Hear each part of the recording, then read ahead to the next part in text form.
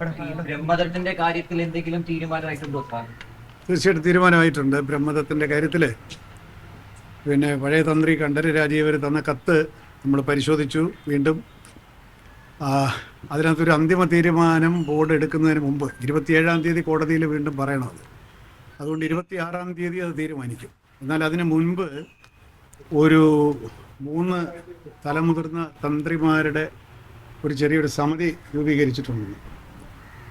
അവരുമായിട്ട് നാളെ പ്രസിഡന്റ് എന്നുള്ള നിലയ്ക്ക് ഞാൻ ആശയവിനിമയം നടത്തി തീരുമാനം എടുക്കുന്നതിലേക്ക് ബോർഡിനെ സജ്ജമാക്കാനുള്ള ഒരു ആലോചന നാളെ നടത്തും. ആ സമിതി രാവിലെ അവരെല്ലാം ക്ഷണിച്ചിട്ടുണ്ട്, 3 പേരെ. അവരിവിടെ വന്നു കഴിഞ്ഞാൽ നമ്മൾ ഈ എടുക്കാൻ പോകുന്ന തീരുമാനത്തിൻ്റെ വിവിധ വശങ്ങൾ അവരുമായിട്ടൊന്നൊരു ആശയവിനിമയം നടത്തിയതിന് ശേഷം ശനിയാഴ്ചയുള്ള ബോർഡിൽ തീരുമാനമെടുത്ത് തിങ്കളാഴ്ച കോടതി അറിയിക്കും. അതാണ് തീരുമാനം. ഈ ബ്രഹ്മത്തിന്റെ പാണ്ഡിത്യം പരിശോധിക്കുക എന്നുള്ളതാണ്. അല്ല, അത് ഞാനിപ്പോൾ വിശദമായിട്ട് പറയുന്നില്ല. ഈ തന്ത്രി മറ്റ് മുതിർന്ന 3 തന്ത്രിമാരുമായിട്ട് ഞങ്ങൾക്ക് ബോർഡിന് ചില കാര്യങ്ങളൊക്കെ ഉണ്ടല്ലോ, അത് അവരുമായിട്ട് ചില ആശയവിനിമയം നടത്തുമ്പോൾ ഞങ്ങൾക്കൊരു വ്യക്തത വരും. ആ വ്യക്തതയോടുകൂടി 25-ാം തീയതിയുള്ള ബോർഡിൽ പോകാനാണ് തീരുമാനം. അവരോട് എന്ത് സംസാരിക്കാൻ പോകുന്നു എന്നുള്ളത് ഞാനിപ്പോൾ പറയാൻ പോകുന്നില്ല. ആരൊക്കെയാണ്? അക്കീരമൺ കാളിദാസ ഭട്ടതിരി, നമ്മുടെ അമ്പലപ്പുഴയിലെ പിന്നെ പേര് അമ്പലപ്പുഴയിലെ നമ്മുടെ തന്ത്രി, അതുപോലെ തന്നെ ഒരു പേരൂടെ ഉണ്ട് കേട്ടോ. 3 പ്രഗത്ഭരായിട്ടുള്ള തന്ത്രിമാരാണ് നമ്മളെ വിളിച്ചിരിക്കുന്നത്. നാളെ വരാനാണ് പറഞ്ഞിരിക്കുന്നത്. അവർ നാളെ രാവിലെ ഉച്ചയ്ക്ക് ഇവിടെ എത്തിക്കഴിഞ്ഞാൽ ചില കാര്യങ്ങളൊക്കെ ഞങ്ങൾക്ക് ചോദിക്കാനുണ്ട്. അത് ഞാൻ മാത്രമേ ഉള്ളൂ, എന്നെ ചുമതലപ്പെടുത്തിയിരിക്കുകയാണ്. ചോദിച്ചിട്ട് ഞാൻ എൻ്റെ ശുപാർശ മറ്റന്നാൾ ബോർഡിൻ്റെ മുമ്പാകെ വരും. എന്നാൽ അതാണ് ആ കാര്യം. അതിപ്പോൾ തൽക്കാലം അതിൽ കൂടുതൽ പറയാൻ ആഗ്രഹിക്കുന്നത്. തീരുമാനം എടുക്കാൻ പറ്റാതെ പോയത് പല കാരണങ്ങളുമുണ്ട്. അതിന് എതിർപ്പ് അറിയിച്ചിട്ടുണ്ടോ? ഇല്ല, എതിർപ്പൊന്നുമില്ല. പക്ഷേ നമ്മുടെ തീരുമാനം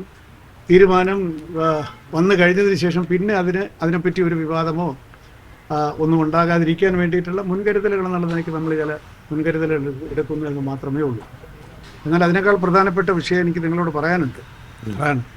ഇതെവിടെ നിൽക്കട്ടെ. ഇത് എൻ്റെ കയ്യിലുള്ളത് ഈ 2018 ജൂൺ മാസത്തിൽ അന്ന് പിന്നെ ശബരിമലയിൽ വെച്ച് നടത്തിയ ഒരു ദേവപ്രശ്നത്തിൻ്റെ ചാർത്താണ്. ജൂൺ 2018, 8 വർഷത്തിന് മുമ്പ് ശബരിമലയിൽ ഒരു ദേവപ്രശ്നം നടത്തിയിരുന്നു. അപ്പോൾ ഇപ്പോൾ ഇത് നമ്മുടെ ശ്രദ്ധയിൽപ്പെടാനും ഒക്കെ കാരണം അവിടെ ഒരു തീർത്ഥക്കുളം തീർക്കുന്നതിനെപ്പറ്റി കഴിഞ്ഞ ബോർഡ് ഒരു തീരുമാനമെടുത്തിരുന്നു. കാരണം ശബരിമലയിലെ തീർത്ഥക്കുളം തെറ്റായിട്ടുള്ള ദിശയിലാണുള്ളതെന്നും അത് വാസ്തുശാസ്ത്രപ്രകാരം തെറ്റാണെന്നും നേരത്തെ അഭിപ്രായപ്പെട്ടിട്ടുള്ളത് എൻ്റെ ശ്രദ്ധയിലുണ്ടായിരുന്നു. അങ്ങനെ ബോർഡിൽ വെച്ച് നമ്മൾ തീരുമാനിച്ചു. എന്നാൽ അതിൻ്റെ ഫുൾ ചാർട്ട് ആവശ്യപ്പെട്ടപ്പോഴാണ് ഞാൻ ഈ ചാർട്ട് വായിക്കാനിടയായി. ഇന്നത് ബോർഡിൽ വെച്ചിട്ട് ഇതിനകത്ത് 2018 നടന്ന ഈ ദേവപ്രശ്നത്തിൽ പത്മനാഭ ശർമ്മ എന്ന് പറയുന്ന വളരെ പ്രഗത്ഭനായിട്ടുള്ള അദ്ദേഹമാണ് ഇത് ദേവപ്രശ്നം നടത്തിയത്. വളരെ നീണ്ടുനിന്ന സമഗ്രമായിട്ടുള്ളൊരു ദേവപ്രശ്നത്തിൽ ഒരുപാട് പരിഹാരങ്ങൾ പറഞ്ഞിട്ടുണ്ട്. ഒരുപാട് പരിഹാരങ്ങളും പ്രായശ്ചിത്ത പൂജകളും ഒക്കെ പറഞ്ഞിട്ടുണ്ട്. അത് എന്ന് പറഞ്ഞാൽ ഒരു 10, 40, 50 ക്ഷേത്രങ്ങളിൽ നടത്തേണ്ടതായിട്ടുള്ള പരിഹാരക്രിയകളാണ് പറഞ്ഞിട്ടുള്ളത്. ഇത് വിശ്വാസത്തിൻ്റെ പ്രശ്നമാണ്. ഈ പരിഹാരക്രിയകളിൽ ഒന്നും തന്നെ ചെയ്തിട്ടില്ല. ഗുരുവായൂരൊരു പാൽപ്പായസം നടത്തുക മാത്രമാണ് ഇതിനു മുമ്പാകെ ചെയ്തത്. ഈ പറയുന്ന 10, 40 വളരെ പ്രധാനപ്പെട്ട പരിഹാര പൂജകൾ, പ്രായശ്ചിത്ത പൂജകൾ ഇതിനകത്ത് നിർദ്ദേശിച്ച പ്രകാരം എല്ലാം ചെയ്യണമെന്ന് ഇന്നത്തെ ബോർഡിൻ്റെ ആദ്യത്തെ തീരുമാനം അതാണ്. അതിനുവേണ്ടി നമ്മളെ ഇപ്പോഴത്തെ പുതിയ എക്സിക്യൂട്ടീവ് ഓഫീസർ, ശബരിമലത്തെ എക്സിക്യൂട്ടീവ് ഓഫീസർ ശ്രീ ശാന്തകുമാറിനെ പ്രത്യേകമായി ചുമതലപ്പെടുത്തി അതിനുവേണ്ടി 5 ലക്ഷം രൂപ ഈ പൂജകൾക്ക് മാത്രമായി 5 ലക്ഷം രൂപയും അദ്ദേഹത്തിന് അനുവദിച്ചിട്ടുണ്ട്. ഈ ക്ഷേത്രങ്ങളിലെല്ലാം പോകണം. ഞങ്ങൾ മാത്രമല്ല ചെയ്യേണ്ടത്, പന്തളം രാജ കുടുംബം ചെയ്യേണ്ടതായിട്ടുണ്ട്, തന്ത്രി ചെയ്യേണ്ടതായിട്ടുണ്ട്, അമ്പലപ്പുഴ സംഘവും ആലങ്കോട്ട് സംഘവും ചെയ്യേണ്ടതായിട്ടുണ്ട്. ഇതെല്ലാം അവരെ തെര്യപ്പെടുത്തി എല്ലാം വളരെ കൃത്യമായി വളരെ നിഷ്ഠയോടുകൂടി ഈ പരിഹാര പൂജകൾ ചെയ്യണമെന്നുള്ളതാണ് ഇന്നത്തെ തീരുമാനം. ബോർഡംഗങ്ങളും പ്രസിഡൻറ്റും ഒക്കെ എവിടെയെല്ലാം നമുക്ക് പോകാൻ സാധിക്കുമോ അവിടെയെല്ലാം പോയി പങ്കെടുക്കുക.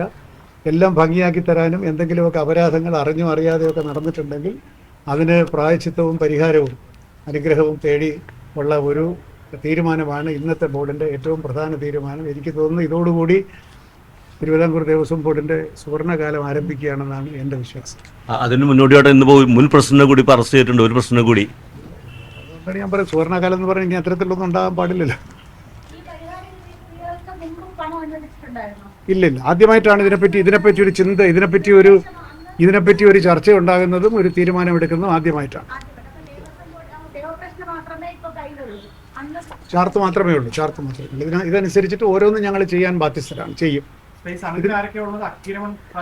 കാളിദാസ ഭട്ടതിരി, ഞാനത് പിന്നെ അമ്പലപ്പുഴ പിന്നെ തന്ത്രി, വേറൊരു പേര് എനിക്ക് പരിചയമില്ലാത്തൊരു പേര് കണ്ടു, അദ്ദേഹം 3 പേര് വരും. അത് പിന്നെ രാവിലെ വരുന്ന പറഞ്ഞിരിക്കുന്നത്, രാവിലെ വരാനാണ് ആവശ്യപ്പെട്ടിട്ടുള്ളത്. പിന്നെ അവരുടെ സൗകര്യം പോലെ നാളെ എപ്പോഴെങ്കിലും ഞാൻ ഇവിടെ തന്നെ ഉണ്ട്. ആള് 3 പേര് വരും. അപ്പം അതുകൊണ്ട് ഈ ദേവപ്രശ്ന ചാർത്തിന്മേലുള്ള പരിഹാരത്തിലാണ് ഇപ്പോൾ ഞങ്ങളുടെ വലിയൊരു ആശ്വാസം ഇരിക്കുന്നത്. അതുകൊണ്ട് ഒരുപാട് ക്ഷേത്രങ്ങൾ, ഗുരുവായൂർ മുതൽ മൂകാംബിക വരെ ഉണ്ട്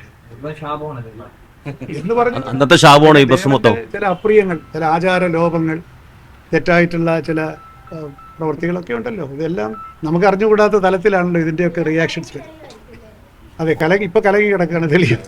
വിശ്വാസികളല്ലാത്ത ആൾക്കാർ ഇതിന്റെ ചുമതല ഇടുന്നതിന്റെ ഒക്കെ കാരണമാണോ? ഞാൻ അതിനെപ്പറ്റി ഒന്നും പറയാൻ ആഗ്രഹിക്കുന്നില്ല. ഞാനൊരു വിശ്വാസിയാണ്, അതുകൊണ്ട് ഞാനിതിലൊക്കെ വിശ്വസിക്കുന്നുണ്ട്. ഈ പരിഹാരങ്ങൾ ചെയ്യാൻ നമ്മൾ ബാധ്യസ്ഥരാണ്. പ്രശ്നം നടത്താൻ പാടില്ല. ഈ പരിഹാരക്രിയകൾ ചെയ്യാത്തതിന്റെ വിഷമങ്ങളാണ് ഇപ്പൊ അനുഭവിക്കുന്നത്. ഇതൊക്കെ വിശ്വാസമാണ്. പരിഹാരക്രിയകൾ ചെയ്യണം. നമ്മൾ ഒരു ക്ഷേത്രത്തിൽ പൂജ നടത്തുമ്പോൾ അതിന് എന്തെങ്കിലും അനുകൂലമായ ഫലമുണ്ടാകുമെന്ന് വിശ്വസിക്കാമെങ്കിൽ ആ പൂജയിൽ എന്തെങ്കിലുമൊക്കെ ലോപമുണ്ടെങ്കിൽ അനുകൂലമല്ലാത്ത ഫലവും ഉണ്ടാകാമല്ലോ. അത് പ്യുവർ ലോജിക്കല്ലേ. അതുകൊണ്ട് ഇത് വിശ്വാസത്തിൻ്റെ ഒരു വിഷയമാണ്. അത് ദേവസ്വം ബോർഡ് ഇത്തരത്തിലുള്ള വിശ്വാസങ്ങൾ സംരക്ഷിക്കാൻ ബാധ്യസ്ഥമാണ്.